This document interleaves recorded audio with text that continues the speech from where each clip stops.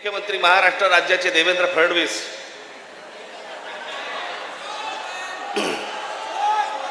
त्यांनी काल सांगितलं म्हणे तिसरी हिंदी भाषा आम्ही सक्तीची करणार म्हणजे करणार।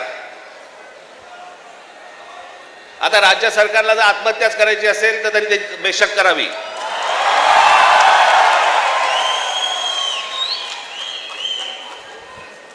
त्या दिवशीच्या मोर्चाच्या फक्त धसक्याने निर्णय मागे घ्यायला लागला होता।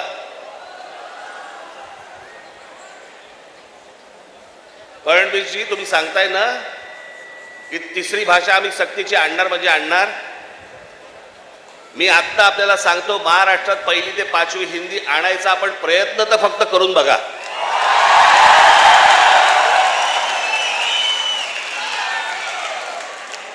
दुकानं नाही शाळाही बंद करीन।